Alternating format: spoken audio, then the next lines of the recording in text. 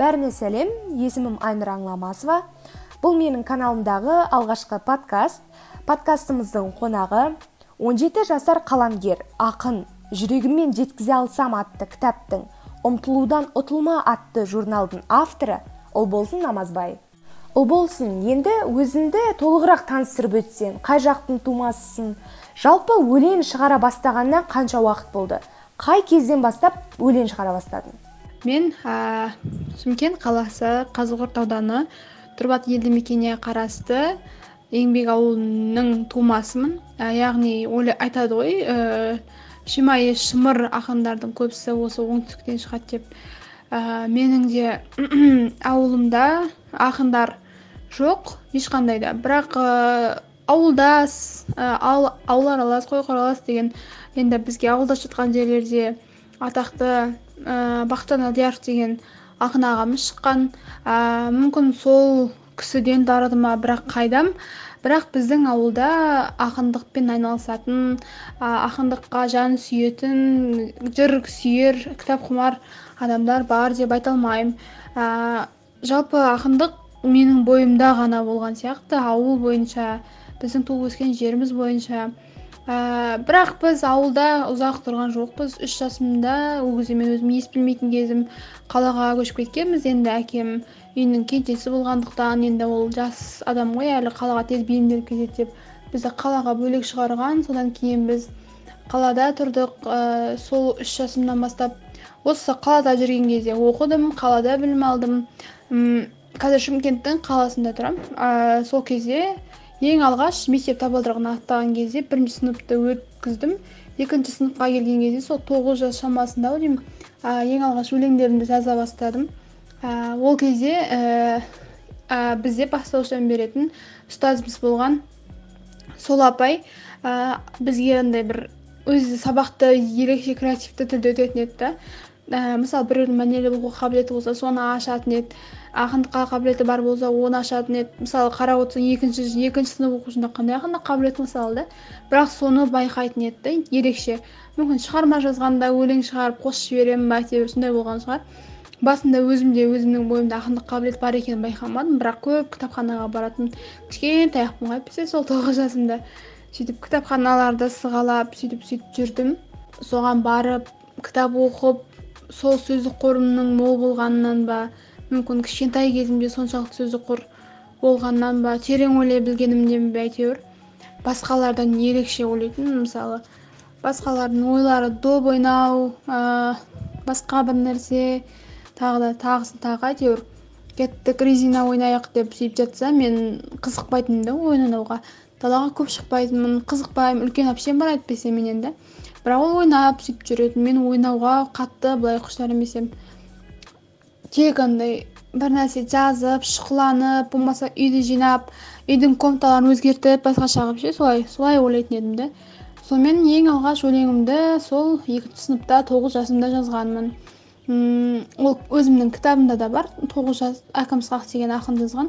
Ұлболсынға өлеңге деген дарындылық қабілеті, сондай өлеңге деген ұшқыны 9 жасында бастап қонған деген барлық жерден солай айтып жатыр. Шынында да 9 жасымда ең алғаш жазған өлеңім Айдың жасы деген тақырыпта болған. 9 жасымда жазылған. Шығармашыл адамдар үшін шабыттың келуі өте маңызды. Мен де бұны білем, себебі мен де өлең жазғанмын, әуестенгенмін, бірақ ақын болғым келмеді, шыны керек. Жарыстарға қатысу, марапат жинау деген ой болмаса, былайынан ойламадым. Ал сен шабытты қайдан аласың, шыны керек? Неден сенде өлең жазуға деген құштарлық оянады? Шабытты, осы сұрақты өте қатты жақсы көремін. Маған осындай шабытты қайдан аласың деген сұрақтар ұнайды. Жалпы осы орайда былай айтады да, көп адамдар шабытты жаңағыдай бірінші біреуге ғашық болып, ақындар дейді ғой енді, біреуге ғашық болып, сол адамның жаңағы түр келбетін көз алдына елестетіп отырып, шабыттанып өлең жазатын болған деп ше. Ал менде шабыт олай емес. Өзім айтып тұрмын ғой, енді кішкентай кезімнен бастап өлең жазған соң ол кезде қандай махаббат, қандай адамды елестету деп. Сол кезде менің өлең жазуға деген қабілетім қалыптасып кетсе, уже маған тіпті енді махаббатқа орын жоқ деген де сөз болып тұр ғой. Былай келген кезде. Жалпы шабытты былай негізінде мен классикалық музыкалардан аламын. Егер де өлең жазғым келеді, бірақ өлеңнің басын бастап қоямын да түйінін тауып қоямын, әрі қарай біраз шумақтарды қосып өлең құрастыру керек. Бірақ ойыма ешнәрсе келмей жатса, жаңағыдай классикалық музыкаларды қосам, мүмкін ол мүмкін скрипкада күй болуы мүмкін, пианино ойнап тұру мүмкін, домбырадағы күйлер, тағы да не, әйтеуір сыбызғы, сондай бір классикалық музыкаларды қосып қойған кезде, жаңағыдай кәдімгідей шабыттана түсем. Сол нәрсенің ырғағына, сол әуеннің ырғағына қарай менің де өлеңімнің мағынасы, мәні өзгере бастайды. Мысалы, қайғылы, сондай бір көңіліңде елжіретпей қоймайтын, көңілдің толқынында жүретін, көңілің андай толқын сыйлап тебіренетіндей болсаң, уже ол кезде мен андай болады да, қайғылы, не болмаса лирикалық өлеңдер жаза бастаймын да.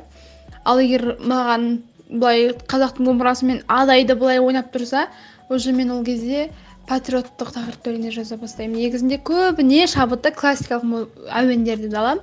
Одан кейін маған айтады, жаңағыдай туысқандарымызбен бірге табиғат аясына шыққанда, болмаса кешкісін серуенге бізде бір Шымкентте керемет бір парк бар, үлкен былай сатылай жерден шығасың, жаңағыдай сонымен лестницадан ғой, сонымен жаңағыдай төбесінен қарасаң, шынымен Шымкент алақандағыдай көрінеді. Сол жерде тұрған кезде бір енді әдемі бір керемет қаланың көрінісін көресің ғой, қайнап жатқан тіршіліктің сәл тынши бастағанын. Сол кезде жаңағыдай туысқандарымыз айтады, сен шабыттанып тұрған шығарсың деп. Табиғаттан да, шынында да табиғаттан да шабыт аламын. Негізгі шабытым жаңағы классикалық музыка, негізінде көп шабытты классикалық музыка береді, тебірентеді да мені ол музыкалар. Және де тақырыптарды негізі өлең жазғандағы менің тактикам дейма, қалай басқаша ше. Классикалық музыкадан шабыттанамын дейтін шығармын, бірақ классикалық музыка тыңдамай-ақ өлең жазуыма болады да. Ал табиғат аясы дегенге айтып отырған себебім, ең алғаш өлеңім жаңағы шөптің бетінде жылтылдап тұрған шықтан табиғат қой, енді ол да табиғаттың бір көрінісі. Содан пайда болғанда, сол үшін табиғатқа басқаша көзбен қарай. Мысалы, басқалар тауға барып, о тау десе, бұл зәулім асқар таулар, биік шыңдар деп ше, басқаша қарай бастаймын да. Солай табиғат және классикалық музыкалар деп айтсам болады. Бұл енді сенің тырнақалды туындың, алғашқы туындың болғандықтан, бұл саған өте қатты ыстық боларына сөзсіз. Ал енді неліктен кітаптың атын жүрегіммен жеткізе алсам деп қойдың? Жүрегіммен жеткізе алсам дейді. Осы тақырыпты өте қатты жақсы көремін. Өзіме өте қатты ұнайды.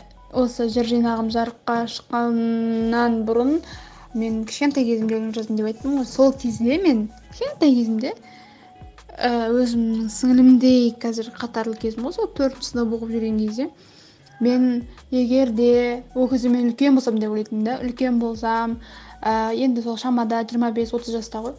Сол кезде мен өзімнің жеке кітабымды шығарам, блокноттағы бүкіл өлеңдерімді, әңгімелерімді жазып қоятын едім. Сол кезде мен кітабымның атын жүрегіммен жеткізе алсам арман жоқ деп қоятын едім дейтінмін. Бұрында ше солай ойлайтынмын ғой. Өткені ол жүрегіммен жеткізе алсам арман жоқ деген, бұл менің ішіндегі өлеңдердің барлықтарын мен түнімен барлық ұйықтап отқанда жаздым. Азанда ерте тұрып ойыма не келіп қалды, солар түртіп алып жаздым. Ол менің жүректен шыққан шумақтарым. Мен оны жүрегіммен сендерге жеткізгім келеді, сендер оны жүректермен қабылдаңдаршы деген мағынада жазам. Сөйтем да, одан кейін барып менің арманым жоқ деп айтатын едім деп солай ойлайтынмын ғой. Содан кейін барып уақыт өте келе, осы 11-ші сыныпта мен нақты кітап шығарам деген шешім қабылдадым. Өзімнің жыр жинағымды жарыққа шығарым келеді. Болды, мен кітап шығарам деген соңғы точкасы өзі 11 сыныпта қойылды. Сол бір қазан айларында деймін шамасы. Сонымен кітап шығарам дедім, бел будым. Одан кейін барып өлеңдерімнің ішінде жаңағыда кішкентай кезде шығарған өлеңдерім бар, бірақ енді олардың әлі несі қатпаған, жаңағыдай қаламның қарымы қатпаған, тағы да оны туралау керек. Сонымен біраз өлеңдерімді сараптап, латындарын алып, мысалы ана деген тақырыптағы өлеңдерімді қайтадан басқаша лекпен жасөспірім шақтағы жаспен жаңағыдай жазып көп балалықпен жазып қойған өлеңдердің біразын өзгерттім. сонымен жүрегіммен жеткізе алсам деген тақырып әлі ойда жүр, бірақ басқа бір тақырып қойсам ба деп ойладым кітабыма. Қандай тақырып қойсам екен, жалын деп қойсам ба, тағы да қауырсын деп қойсам ба деген сияқты түрлі тақырыптарды ойладым енді. Сонымен бірақ жүрегіме жеткізе алсам деген тақырып есімнен кетпейді. Кейін ойланып жүрдім. Соның өзінде 11 сыныпта негізінде МАНОБУТ-ға дайындалу керек, басқа мақала жазу керек деген темалар ғой. Жас тілшілер форумына орын алдым, оған бару керекпін. Бірақ мен әлі кітаптың немесімен жүрмін да, ойланып сонымен. Кейін кітаптағы өзгеріс енгізу керектерін бәрін реттеп болған соң, алдым да кітапты жаңағы баспаханаға бердім. Сөйттім да, баспахана ол кітаптың жаңағыдай корректор ма, сонымен онша-мұнша орфографиялық қателіктерін реттеп, қанша бет жаңағы мен олардың барлықтарын жазып бере салғам. Әлі оның қанша бет болатынын білмеймін, қанша таралым болатынын білмеймін кітапты. Барында мамама алдын ала былай сәл ескертіп жүрген, бірақ нақтырақ айтпадым. Сонымен мен кітапты барында баспаханаға бердім. Мүмкін ішім сезген шығар оның жарыққа шығатын. Одан кейін баспаханада қызмет деген баспаханаға бердім. Өзі жас ағайлар, үлкен бір апай бар ішінде, Базаркүл ма деген апай. Сонымен жаңағы кітапты баспаханаға бердім да, оның айтып бір жарым апта ішінде оның несі дайын болады деді, жаңағыдай коррекция жасап, оның қанша бет болғаны бәрін істеп реттеп береміз деді. Бірақ оған енді ақшаны сен алдын ала беріп қоясың ба деген сияқты қылып айтты. Ал мен әлі ешкімге ескертпегем, бәрін өзім жақта реттеп жүрмін. Содан кейін барып үйге келдім. Тағы да өлең шығарсам ба деген арман, жарыққа кітабын шығарсам ба деген. Сонымен мен өзім спонсор іздедім. Бизнеспен айналысатын жаңағыдай ірі тұлғаларға бардым мен. Тағы да ұстаздардан жәрдем сұрадым. Қалай мысалы ұстаздардан сіздерде, мысалы біздің ауылда, енді бізде ауыл емес, бірақ солай айтады ауыл деп. Сол біздің ауылда не бар ма, жаңағыдай бизнеспен айналысатын адамдар бар ма, маған спонсор болса деп сұрап көрсем деген сияқты қылып ұстаздардан солай сұрадым кеңестер. Олар былай бір-екі адамды айтты, бірақ біреуіне бардым, біреуіне барған жоқпын. Солай болды, енді спонсор жағынан ешқандай көмек берілген жоқ. Айналып келгенде ата-анам өзі демеушілік жасады. Сонымен кітаптың атын ойландым бір күні. Түнде жаңағыдай кітап шығарам деп ойланып жүрген кезде түнде ұйықтасам, түс көрем де. Түсімде жаңағыдай менің жырдинағым жарыққа шығып жатыр, бет ашылып тұрады да бір кітаптың. И ол кітаптан нұр шашылып жатады да, жаңағыдай кітаптың екі бет парақ ашып тұрады, ортасына тура бөлініп. И одан нұр шашылып тұрады да. Ал жақта неше түрлі ноталар, неше түрлі бір әріптер, алфавиттің ұшып жатады. Былай нұрмен алтын нұр шашылып тұрады, кітаптың ортасы ашылып. Енді әдемі көрініс, сондай. Ол кезде мен мұқабасында ойланыстырып жүргем ғой, қалай болады екен деп. Сосын сол мұқаба ұнады, маған өте қатты, ұйқымнан тұрдым, арманда falan жерде көзім жасын сығып алдым. Сөйттім де, кейін мамама бәрін түсіндіріп айтып бердім. Осындай кітап шығарғым келеді. Мынанша мысалы мен ойладым, басында бір 30 тарауындай шығарсақ, қалай болады, тек қана туысқандарымызға өткіземіз деп. Одан кейін барып мамам келісті, иә деп. Одан кейін барып сосын тағы да менде арман, үлкен дәрежеде кітабын тұсаукесерін өткізсем, үлкен сарайда, Түркістан деген сарай болатын, бізде Шымкентте сол үлкен сарай болатын. Сондай жерде кітабын тұсаукесерін өткізсем деген арман болатын. Мамам айтты, енді ол кітап болғаннан соң аз таралым шықпай-ақ қойсын, сенің бала арманыңа біз балта шаппай-ақ қояйық, біз саған әрдайым қолдау білдіреміз деп айтты. Анам да әкем де қолдау білдірді. Содан кейін бірінші анам енді солай өзінің жылы сөздерін айтып, маған үміт сыйлады. Одан кейін ешқандай да қорықпа, сенің кітабың уже дайын болып баспаға беріліп қойса, біз оның таралымын шығарып, қолдау көрсетіп, оны жарыққа шығарып, ұйымдастыру, оның не қиындығы бар, ең бастысы кітап жазылды емес пе деген секілді нәрселерді айтты. Осындай мысалы Құдайдың өзі бізге сендей дарынды қызды әдейі жіберіп тұрған шығар, қалай қолдау көрсетеді екен деген сияқты деді. Алладан кейін баланың арманын орындайтын ата-анамыз ғой, сол үшін біз сенің арманыңды орындауға барымызды саламыз деп анам солай қолдау көрсетіп үміт берді. Сонымен айттым, мама осындай кітап шығарайын, тақырып осындай болатын болды дедім. Содан кейін барып мамам айтты, папаңнан сұрайық, папаң береді ғой ақшаны деген сияқты. Сөйтіп папама айттық, мамам да айтты, мен де айттым, екеуміз сұрадық та сөйттік та, папамды көндіріп алдық. Сөйтіп ол да көнді, қосылды бізге, қуанды, керісінше ырза болдым деген сияқты өзі ризашылығын білдірді. Одан кейін барып мен сөйтіп жүрдім да. Кейін білмеймін қалай екенін, бірақ мектепте менің кітап шығарайын деп отқаным жарияға жар салынып кеткен. Баспаханаға біздің ұстаздар, ұстаздың бір бәлесі деген нұсқаулықты ма алуға барған кезде, осындай оқушы кітап шығарайын деп, сіздер мектептеріңізден емес пе деп баспахана сұрағанбыз, бір нәрсе қылған ау деймін. Сонымен біздің мектептің қызы деп солай жасаған шығар.